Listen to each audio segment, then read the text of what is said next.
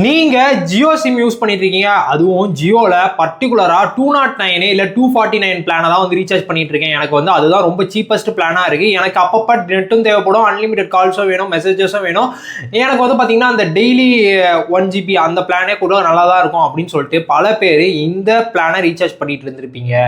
இதுக்கு எல்லாத்துக்கும் சேர்த்து அம்பானி அங்கிள் முடிச்சு விட்டாரு போங்க அப்படின்ற மாதிரி தான் பண்ணிட்டாங்க. ஏன்னா நேத்தோட வந்து பாத்தீங்கன்னா அந்த 209 249 அப்படின்னு இருக்க இந்த ரெண்டு பிளானையுமே வந்து பாத்தீங்கன்னா டிஸ்கண்டினியூ வந்து பண்ணிட்டாங்க. இப்போ ஜியோல இருக்க சீப்பஸ்ட் பிளானே பிரைஸே வந்து பாத்தீங்கன்னா 300 ரூபா கம்மி, 299 ரூபா. இப்ப ஜியோ பண்ணதை பார்த்து ஏர்டெல் சும்மா இருப்பானா அப்படின்னு யோசிக்கிறதுக்குள்ள இன்னைக்கு வந்து பாத்தீங்கன்னா ஏர்டெல் வந்து சொல்லிட்டேன். ஏர்டெல் வந்து பாத்தீங்கன்னா 249 பிளானை நாங்களும் டிஸ்கண்டினியூ பண்றோம். அந்த டிஸ்கண்டினியூ நாங்க உடனே எல்லாம் பண்ண போறது இல்லை. இன்னைக்கு ஒரு நாள் வரைக்கும் டைம் இருக்கு. இன்னைக்கு ஒரு நாளுக்குள்ள நீங்க யாராவது 249 பிளானுக்கு ரீசார்ஜ் பண்ணணும்னா பண்ணிக்கோங்க.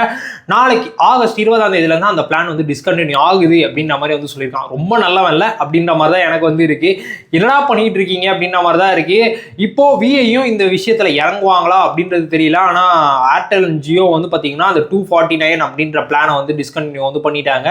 இதை பத்தி நீங்க என்ன நினைக்கிறீங்க அப்படின்றத கீழே கமெண்ட்ஸ்ல சொல்லுங்க. இப்பதான் கொஞ்ச நாளைக்கு முன்னாடி ஒரு சில ரூமர்ஸ்லாம் வந்துச்சு, ஏர்டெல் ஜியோ அப்புறமா விஐ இவங்க எல்லாருமே வந்து பாத்தீங்கன்னா டாரிஃப் ஹைக் பண்ண போறாங்க அப்படின்ற மாதிரி. இப்ப டாரிஃப் ஹைக் பண்ணாமலே ஒரு பிளானை கட் பண்ணிட்டு அந்த பிளான் ரீசார்ஜ் பண்ணுவோம் எல்லாருமே ஹையர் பிளானுக்கு இன்னும் ஒரு 50 ரூபா கட்டி அடிஷ்னலா ரீசார்ஜ் பண்ற மாதிரி வச்சிருக்காங்க. இதை பத்தி நீங்க என்ன நினைக்கிறீங்க மறக்காம கீழே கமெண்ட்ஸ்ல சொல்லுங்க.